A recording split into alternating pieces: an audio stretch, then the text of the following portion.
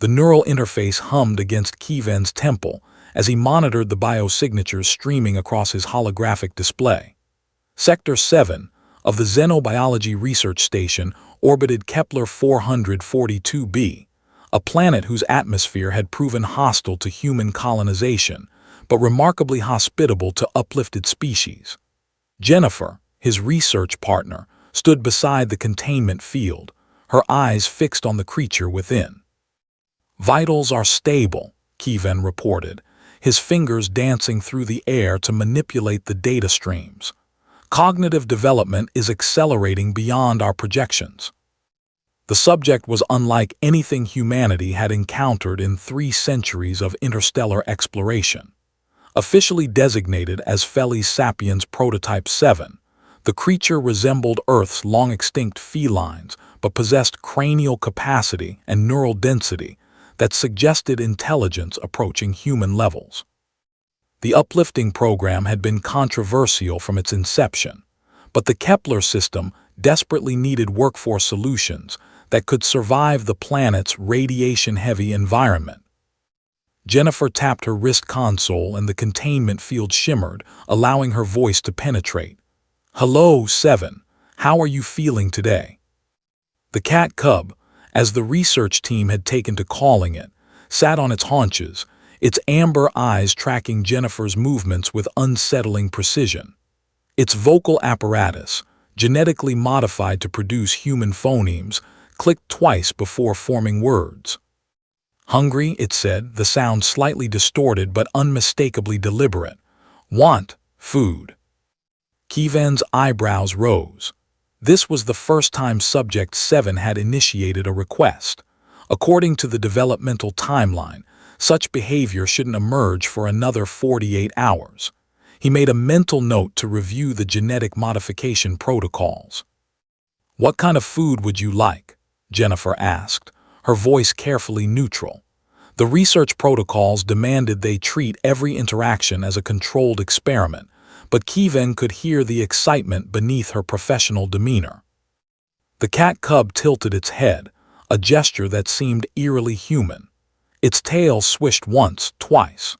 Through the neural interface, Keyven could see the creature's brainwave patterns intensifying, regions associated with memory recall and pattern recognition lighting up like a supernova. "Pizza," Subject 7 said finally. "Want pizza." Keyven's hands froze mid-gesture. The word shouldn't exist in the creature's vocabulary. They had carefully curated its linguistic exposure, basic nouns, verbs, simple sentence structures. Food items had been limited to generic terms: meat, vegetation, nutrients. Never had they mentioned pizza.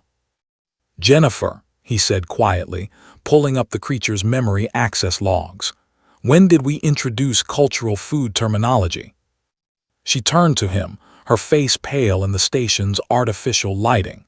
"We didn't. The approved lexicon doesn't include any Earth cuisine beyond basic categories."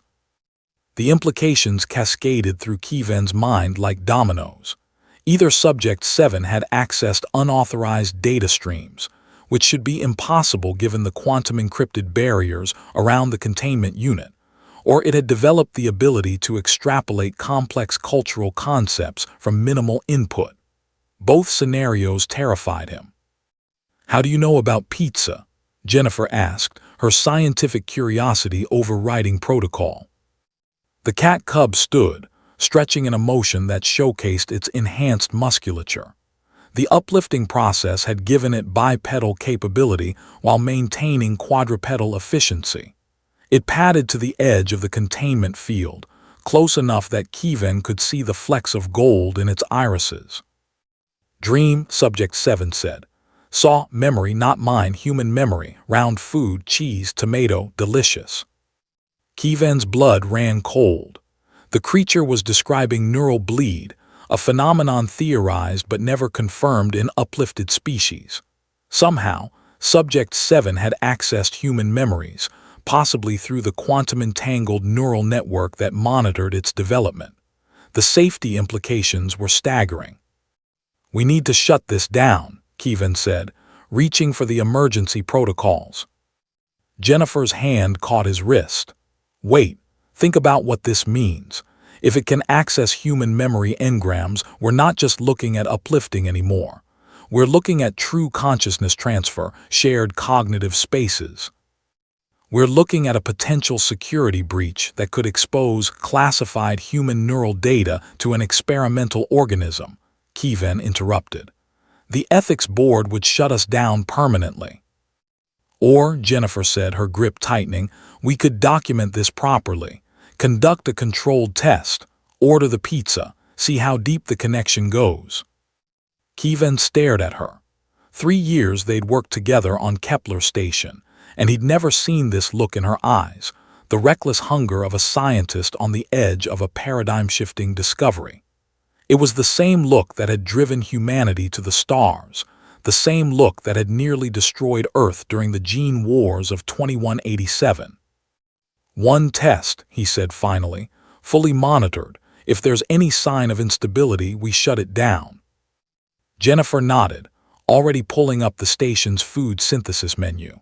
The molecular assemblers could recreate virtually any Earth cuisine from stored atomic patterns.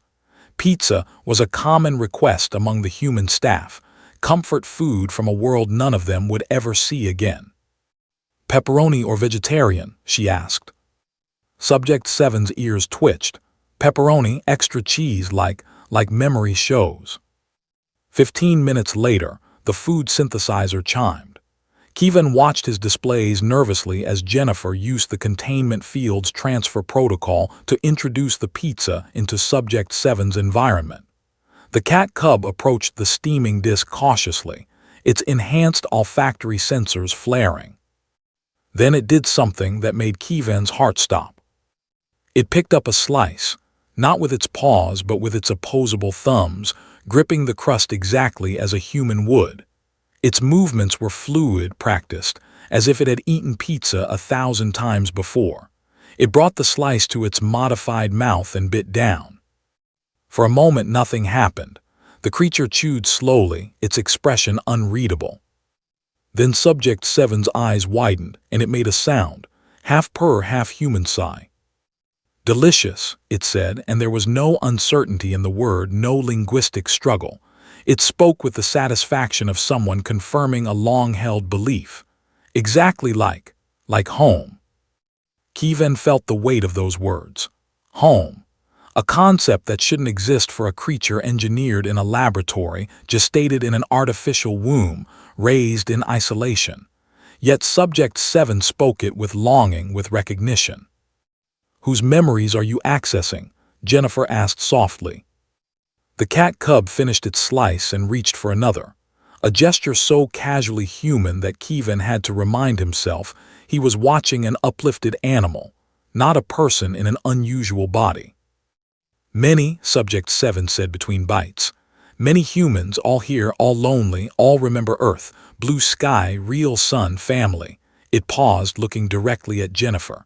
Your memory too, you remember Brooklyn, pizza from corner shop, father bought it, you were small. Jennifer's hand flew to her mouth. Kevin pulled up her neural logs and found what he feared. Trace quantum entanglement signatures linking her monitoring equipment to Subject 7's cognitive matrix. Not a security breach, something far more profound. The cat cub wasn't stealing memories. It was sharing consciousness with every human on the station. We're creating a hive mind, Kevin whispered. No, Subject 7 said, finishing the pizza with obvious contentment. Not hive, family, lonely humans, lonely cat together, less lonely. It sat back, grooming its whiskers with a paw, and Kevin saw something in its amber eyes he'd never expected to see in an uplifted species. Compassion, understanding, humanity. The uplifting didn't just give you intelligence, Jennifer said, tears streaming down her face. It gave you empathy. You're not learning to be human. You're learning what being human feels like. Subject 7 purred, the sound resonating through the containment field. Pizza helps, thank you. In that moment, Kevin understood. They hadn't created a worker species for hostile planets. They'd created something far more valuable, a bridge between loneliness and connection, between human and other, between Earth and the infinite dark. He deactivated the containment field. "You're welcome," he said, "and you can call me Kevin. This is Jennifer. What should we call you?"